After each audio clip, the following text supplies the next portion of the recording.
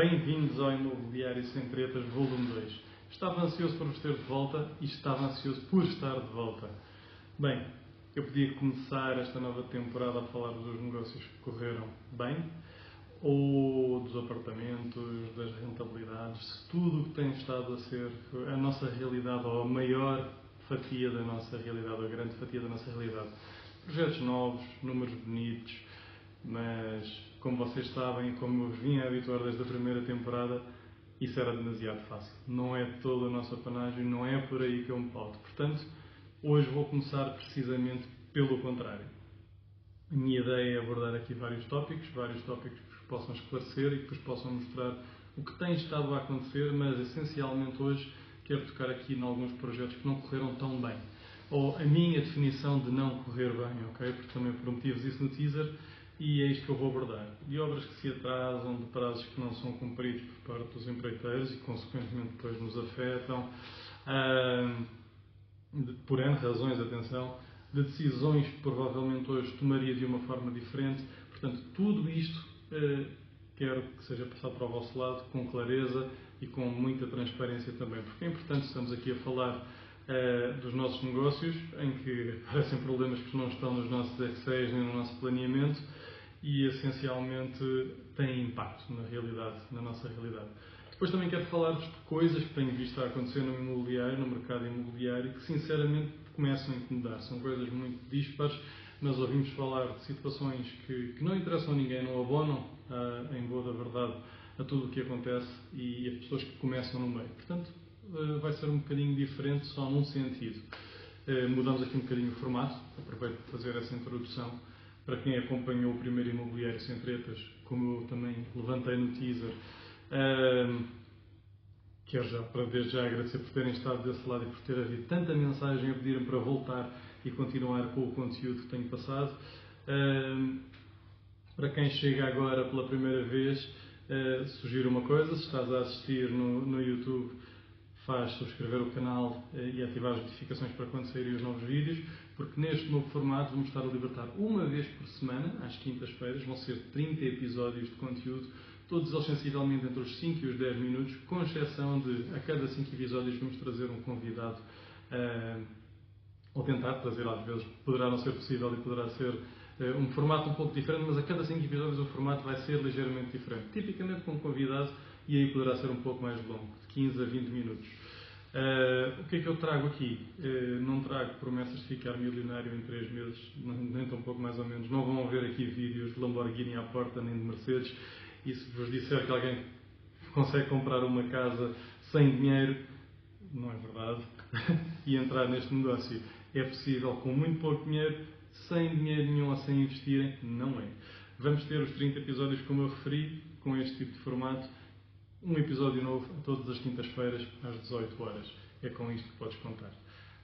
Depois, passado isto, também há aqui uma mudança bastante importante. Eu quero episódios que acrescentem mais conteúdo e, como tal, vai ser sempre um tema bem estruturado e vamos sempre debater e explaná-lo completamente ao longo desse episódio. Vai ser mais objetivo, vamos usar ao máximo estes 5, 10 minutos de conversação e passar todo este conteúdo para o teu lado para que possas sair muito mais esclarecido. Depois, obviamente, podes sempre entrar em contato comigo para esclarecer e debater comigo temas, ideias, seja o que for, à volta de investimento imobiliário. Portanto, hoje, com o que é que eu quero começar a abordar convosco neste primeiro episódio? Bem, algo bastante simples. Eu não quero transformar isto num podcast de hora e meia, portanto vamos já straight to the point e começar a abordar os temas que são para discutir hoje. E os temas de hoje que eu vos tinha prometido são efetivamente os meus projetos. Hoje queria começar por aí e coisas que correm bem, menos bem ou mal. Vamos começar com esta definição. Pronto, eu quando apresentei o teaser disse que há coisas que correm mal. E houve pessoas que me mandaram mensagem, foi curioso, que é: Ricardo, o que é que tu consideras um projeto que corre mal?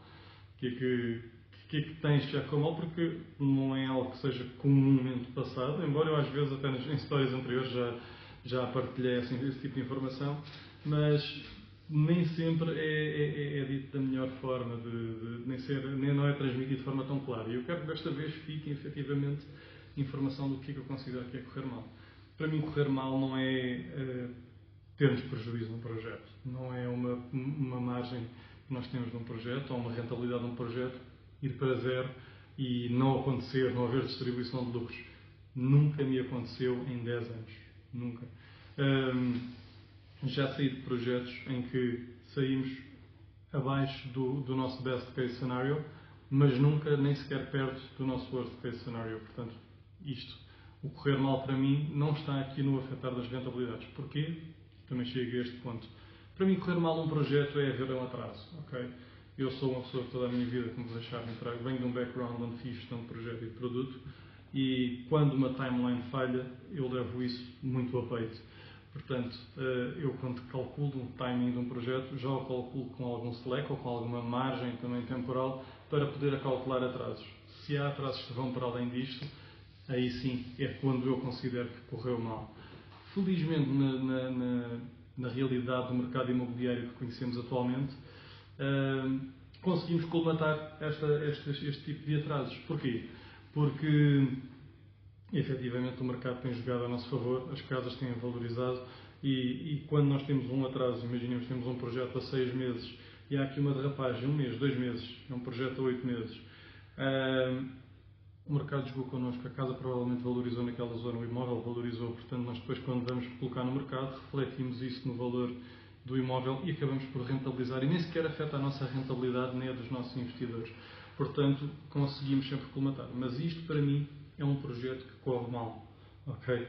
No meu lessons learned, isto correu mal. E há vezes que isto acontece por fatores externos, na esmagadora maioria das vezes é por fatores externos que nós não conseguimos controlar. Fatores externos são sempre, porque nós somos quem gera a obra de A a Z, temos que lidar com equipas terceiras, mas o que nós conseguimos controlar é como interagimos com estas equipas para garantir que eles estão a entregar o trabalho deles. Agora, se eles têm problemas dentro das suas equipas, neste caso estamos a falar de empreiteiros, ou situações camarárias, quando estamos a lidar diretamente com câmaras, se forem projetos que envolvam submissões à Câmara, tínhamos que fazer retificações de áreas, etc., que já envolvem também depois finanças, notários, etc., lidar com terceiros, e isto é o que pode afetar as nossas timelines. O mais comum, pegando em cenários simples, estamos a reabilitar, por exemplo, um imóvel. Já vou dar exemplos concretos disto quando falar dos meus projetos. Um imóvel em que estamos a fazer uma remodelação, o mais comum é os problemas só advêm de situações que tínhamos com os nossos empreiteiros, que o nosso empreiteiro levanta quando começa a fazer a obra, dependendo da complexidade da obra, dependendo dos vizinhos, que às vezes podem levantar problemas na obra. Portanto, este é o tipo de gestão que temos que fazer e que podem afetar as nossas timelines. Fica um projeto que para mim corre menos bem. Bem, quando corre menos bem, lá está, é um atraso, mas é um atraso um bocadinho menos significativo. Eu gostava mesmo de entregar dentro do prazo. Já agora fazer aqui uma ressalva. Nos casos que corre mal, pode haver alguma ressalva nos orçamentos que nós temos de obra e depois temos que ajustar um pouco, seja reduzir um pouco algum tipo de material que vamos aplicar, seja sem comprometer a qualidade, mas não ser se calhar uma gama que tínhamos definido e definimos outra. Pronto, é tentar jogar com isto. Quando corre menos bem é realmente atrasos bastante curtos, mas haverem atrasos. O atraso, essencialmente, para mim, é o ponto central de quando um projeto pode correr menos bem ou mal. Ou seja, podemos estar aqui num ponto em que nós conseguimos ir acautelando com os nossos investidores, explicar, olha, tivemos este problema numa obra e agora vai atrasar um mês, ou vai atrasar uma semana, 2 semanas antes de fecharmos o investimento. Tudo bem, perfeitamente compreensível. Vai atrasar 1 mês, 2 meses. Já é correu mal para mim. Correr bem, dentro de tempo e dentro de valor de orçamento, distribuição de lucros, tudo dentro do prazo do projeto, 6 a 8 meses. Neste tópico, e antes de passar diretamente aos meus projetos, quero deixar-vos aqui uma nota. O que é que eu tenho vindo a ressalvar cada vez mais, especialmente nos meus CAEPs? Eu funciono muito através do modelo de CAEP, Contrato de Associação em Participação, para quem não nos segue e começa agora a assistir, que aqui estabelece o acordo entre as partes e que define o objeto que nós vamos trabalhar e o que é que vamos requalificar no âmbito desse projeto. O que eu cada vez mais defino, e os prazos de projeto que são definidos também neste contrato, essencialmente cada vez menos eu faço projetos a 4 e a 6 meses, como ainda continuo a ver muitas pessoas a promoverem no mercado. Na realidade e na conjectura atual, Eu diria que é muito difícil conseguirmos comprometer com um prazo e que sabemos que tenhamos 100% de confiança que vamos entregar um projeto a 4 ou 6 meses, ou a 4, 5 ou 6 meses, que é o timing geral que muita gente dá para remodelação de um imóvel individual, de um apartamento, por exemplo, 2 meses e meio, 3 de obra, mais outros 3 para comercialização do mesmo. Está cada vez mais difícil termos empreiteiros que cumpram com estes prazos. Porquê? Porque há muita falta de mão de obra e isso vai ser abordado num outro episódio mais em detalhe. Mas pronto, isto só para deixar aqui esta ressalva e esta nota que eu acho que é importante. Passando agora diretamente aos projetos da Hub House, o que é que nós temos em curso? Bem, neste momento nós temos muita coisa em curso, temos cerca de 24 imóveis em projetos que estão a decorrer, todos eles em diferentes fases. Temos algumas multifrações que contribuem muito para este número. Temos os Aldi Apartments em Castelo Branco, que são 7 apartamentos que nós estamos a requalificar. Temos o Caixarias Residences em Orem, que é um bloco de 2 prédios que estamos a transformar em 2 moradias bifamiliares e 2 apartamentos. Temos o Vila Condomínio, que também este em Orem, que estamos a transformar mais uma vez 2 imóveis e alguns anexos em 4 imóveis, de 2 apartamentos e 2 moradias. E depois temos alguns projetos individuais a decorrer. Temos o nosso Hillview em Tomar, temos aqui um núcleo na zona de Tomar, que é o Hillview, composto por Hillview, Dom Nuno. Vendemos recentemente o nosso Egas Muniz, que também era muito próximo destes 2. Vendemos na zona histórica também, que era um imóvel inicialmente tínhamos projetado para fazer alojamento local, mesmo no centro histórico de Tomar, acabámos por vender, dada uma boa oportunidade que nos surgiu. E depois temos aqui mais projetos em Alcanena, por exemplo, os Coro Apartments, são 3 apartamentos num prédio que estamos a requalificar, tiveram um problema substancial e vou começar precisamente por este. Este é o projeto que eu gostaria de vos falar mais pormenorizadamente hoje. Este é um projeto que quando nós arrancámos com ele com uma timeline de 10 a 12 meses. Okay? Era um projeto à partida relativamente simples, é a remodelação de apartamentos, não íamos tocar nas áreas comuns todas do prédio, íamos tocar nas áreas comuns que afetavam os nossos apartamentos. Isto explica-se um pouco pela tipologia que este prédio tem, que 2 dos nossos apartamentos têm uma área comum, que é uma escada que liga o resto do chão ao primeiro andar, e esse aí nós comprometemos a requalificar também. E depois a outra entrada no outro apartamento é feita pelo exterior, num outro nível da parte do terreno do prédio. Também partilho algumas fotos depois aqui em anexo para vocês perceberem melhor este enquadramento. Isto para dizer o quê? Fizemos uma aquisição muito boa destes imóveis. Alcanena é uma zona que também tem tido algum crescimento, com parques empresariais e tudo mais a surgir. E mal comprámos, sabíamos que havia uma promessa de um projeto, o Polis, aqui a ser subsidiado, que é o projeto Cores, que é imediatamente diferente ao apartamento, que é acabar com algumas fábricas de cortumes que existiam na zona, demolir tudo e requalificar, fazer um jardim fantástico, criar lá um polo universitário de investigação da Universidade Nova. Portanto, uma boa dinamização da zona e haver ali uma valorização substancial do que nós estávamos a comprar. Mas, como em todos estes projetos, polis e tudo mais, nós não comprámos por isto, comprámos porque sabíamos que o que estávamos a comprar, independentemente de acontecer esse projeto ou não, foi muito bem comprado e ia ter uma muito boa rentabilidade em termos de projeto num todo. Felizmente, esse projeto de polis arrancou imediatamente após o nosso início de obras também. Ou seja, nós começámos a nossa obra, esse projeto também arrancou e neste momento eles têm os jardins quase todos, pelo menos a parte desenhada dos jardins está toda feita. A demolição já foi feita, já estão a requalificar a zona onde vai ser o polo universitário e já estão a fazer mesmo o ajardinamento de todo o território lá em frente. Portanto, em frente aos apartamentos vai ser um espaço extremamente agradável e desde a nossa aquisição, em que nós fizemos a nossa aquisição por um valor a rondar os 60 mil euros por apartamento, e pensávamos colocar os imóveis no mercado após uma requalificação na casa dos 35, mais ou menos 40 mil euros, colocá-los no mercado a 149, 150 mil euros, à volta disto, 155 mil euros. Hoje nós sabemos que vamos colocá-los no mercado, após novo estudo de reavaliação, vamos colocá-los no mercado a 180, 190 mil euros. Portanto, se conseguem imaginar aqui assim, pegando nos números muito por alto, a rentabilidade aumentou substancialmente. Então, o que correu mal neste projeto? Bastante mal neste projeto. Timeline. Falei-vos num projeto de 10 a 12 meses. Ultrapassamos agora o nosso 12º mês. É verdade, correu mal. Atingimos o final do projeto e ainda hoje, se estiveram atentos às minhas redes, e ainda há pouco tempo estiveram atentos às minhas redes, partilhei um vídeo dos Coro Apartments que arrancaram agora novamente a todo o vapor. Arrancaram a todo o vapor porque simplesmente tivemos uma situação em que o empreiteiro que estava em obra saiu da obra. Nós, por norma, criamos redundância a estas situações, não tão graves quanto isto, ok? Tivemos um empreiteiro que arrancou com a obra, fez o grosso todo da obra, mas agora na fase de acabamentos perdeu toda a sua equipa. Era uma sociedade, chatearam-se, a parte operacional foi-se embora com um dos sócios e eu fiquei com o sócio que não tinha nada. Portanto, basicamente, fiquei com o que se costuma dizer comumente com o bebê nas mãos. E ficar com este bebê nas mãos implicou várias coisas. Implicou um esforço financeiro grande, ou seja, a partir do momento que isto aconteceu, a minha comunicação foi transparente para o meu investidor. Tu não vais fazer mais injeção de capital neste projeto.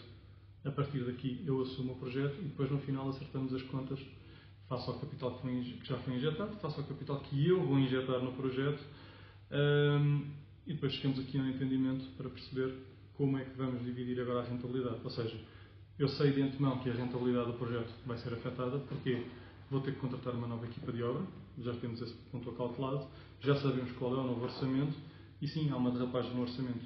Cada apartamento que era suposto estarmos a remodelar, como eu falei, entre 35 e 40 mil euros, passou agora a ter aqui com este orçamento novo em cima, a custar-nos à volta de 50 a 55 mil euros. Portanto, porque o empreiteiro que vem assumir não vem só simplesmente continuar o trabalho do anterior e assumir só o valor que já estava negociado com aquele empreiteiro. Vem dar o valor que ele considera justo para o trabalho que quer colocar neste projeto. Sendo um empreiteiro da minha confiança, da minha total confiança, acertamos datas, acertamos valores e eu assumo esses valores. Este foi o ponto central que eu chamei aqui a atenção, que é muito importante perceberem, quando começam um projeto, se vão efetivamente começar a fazer investimento imobiliário, se conseguem aguentar este tipo de situação. Chegam várias vezes ao meu inbox, seja através de mim, seja através da equipa no Instagram, se tem sido exposição de negócios, vejo algumas a passarem em grupos de investimento que eu estou, e eu olho para aquilo e penso, há pessoas a querer fazer sem exposição de multifrações, há pessoas que estão a começar, e eu sei que não têm grande experiência no mercado, porque acabamos por conhecer muitos dos players que estão no mercado e que já estão com alguma experiência, e os que têm muito menos. E vejo pessoas a fazerem promessas de rentabilidades com multifrações, que são todo um novo bicho de 7 cabeças, em termos de complexidade da remodelação de um apartamento, que podem derrapar, que podem correr mal. E o que é que eu vos quero salvaguardar aqui? Este projeto, se nós não tivéssemos toda uma estrutura por trás, se não tivéssemos meios financeiros, se estivesse só a contar com o dinheiro que eu levanto dos investidores que vão trabalhar comigo nos projetos, se estivesse só a contar com tudo isto, seria um projeto que ia correr extremamente mal. Neste caso, nós vemos aqui fazemos uma análise, sentamos com os investidores e depois estamos a debater o que ia acontecer, como é que ia acontecer em termos de timeline, o que é que vai acontecer em termos de rentabilidade. Aqui a transparência é fundamental. A primeira parte de ser afetada sou eu. Não vai comprometer a rentabilidade do negócio por ela. Como eu já vos disse, o valor que, entretanto, no mercado cresceu foi enorme, mas tivemos um atraso por uma culpa externa de uma situação que é um fator completamente fora da caixa. É uma situação completamente anómala no nosso caso, porque nós teríamos muito bem os nossos empreiteiros com quem trabalhamos. Esta foi uma situação que não conseguíamos acautelar de todo. Era uma empresa estável, uma empresa que está no mercado, que fazia remodelações há bastante tempo. Tem outras empresas que continuam a funcionar e a colaborar, nós sabemos que estão no terreno. Mas, por simplesmente, 2 sócios chatearam-se numa altura em que nós estávamos a trabalhar com eles. Lá está, calhou-nos a nós. Mas é como nós reagimos a isto. E a reagir a isto foi, efetivamente, conseguimos acautelar. A partir deste momento, o grupo de investidores deixa de fazer a injeção de capital no projeto. nós assumimos esse custo até termos a operação novamente normalizada e a obra estar a decorrer normalmente, para depois, quando chegarmos ao fim, conseguirmos fazer o novo cálculo das rentabilidades e refazer a nossa distribuição de lucros. O projeto vai continuar a ser altamente rentável. A única razão aqui que é muito mais incomodativa em termos de timeline, ou seja, estamos a falar de um projeto que era de 10 a 12 meses, que passou para ser um projeto a 15 meses. Portanto, estamos a falar de uma derrapagem aqui de 3 meses a mais num projeto. É substancial. É. A rentabilidade é impactada também, mas é impactada ao ponto de comprometer o projeto num todo. Não, nem tão pouco, mais ou menos. Continua a ser um excelente negócio, mas não foi o negócio que nós vendemos, que nós propusemos.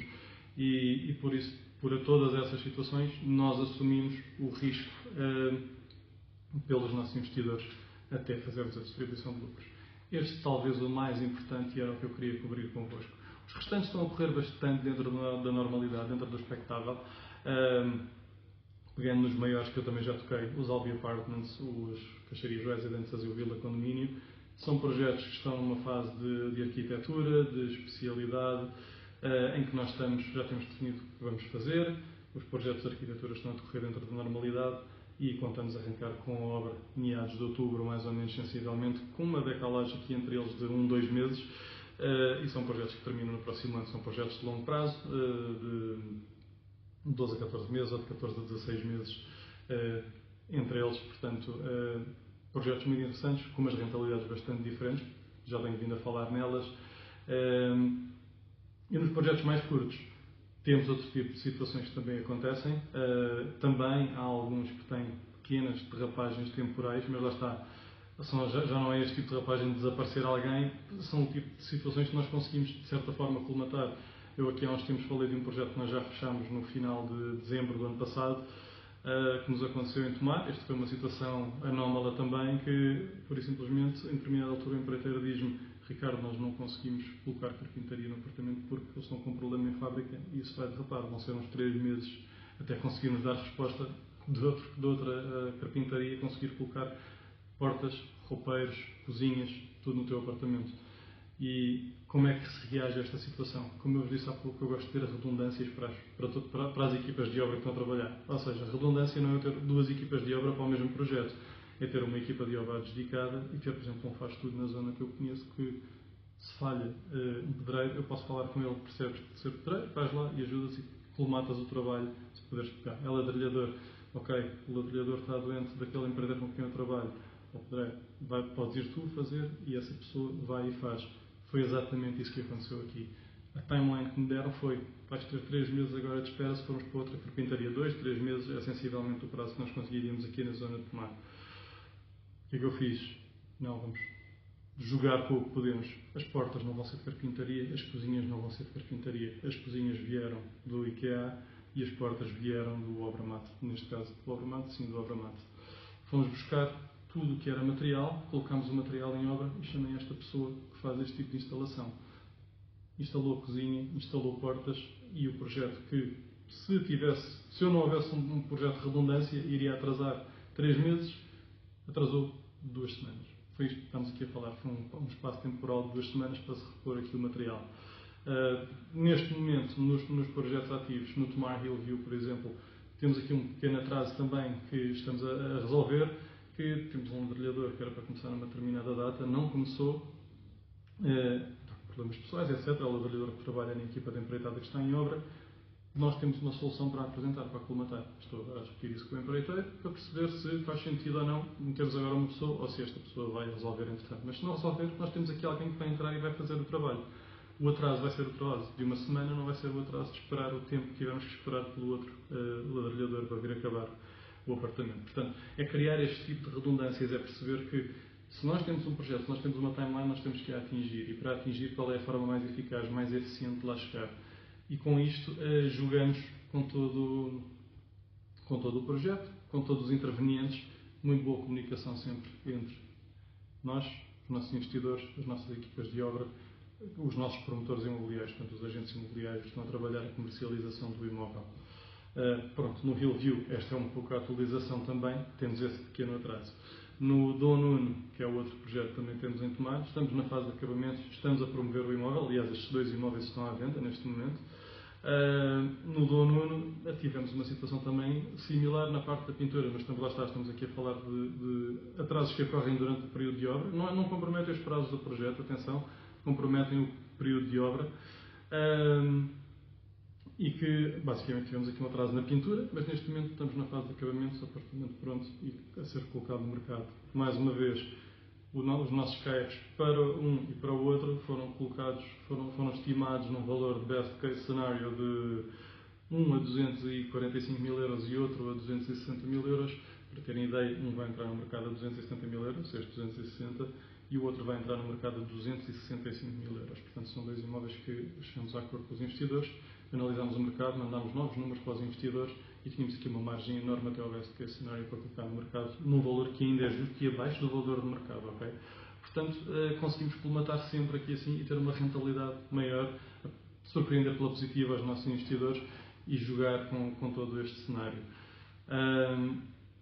No fundo, era isto que eu vos queria passar hoje, dar-vos aqui uma ideia dos projetos, do que está a acontecer. Eu nas descrições vou deixar um detalhe de cada um dos imóveis mesmo, que é para vocês conseguirem também olhar para isto e perceberem, uau, há estes projetos a acontecer, há aqui esta gestão a ser feita, e que coisas correm bem, menos bem, e como é que podem ser colmatadas. Já vos falei aqui de redundância, já vos falei aqui de terem os projetos bem definidos, já vos falei aqui da comunicação. Tudo isto são pontos fundamentais que vocês não podem descurar. Ao longo destes episódios do Imobiliário Sem Tretas, eu vou usar muitas vezes exemplos destes meus projetos para vos dar paralelismos a situações que eu vejo acontecer e que não acho corretas. O que quero também dizer é que vocês, ao verem isto, vão conseguir também fazer paralelismo para situações que vos chegam ou para projetos que vocês estejam a arrancar. E dessa forma minimizarem os problemas que possam acontecer. Portanto, hoje despeço-me por aqui. Deixo-vos toda esta informação e conto convosco no próximo episódio. Espero que este tenha sido um excelente primeiro episódio para vocês, que acrescente tanta informação e eu estou muito feliz por estar de volta. Até a próxima quinta-feira.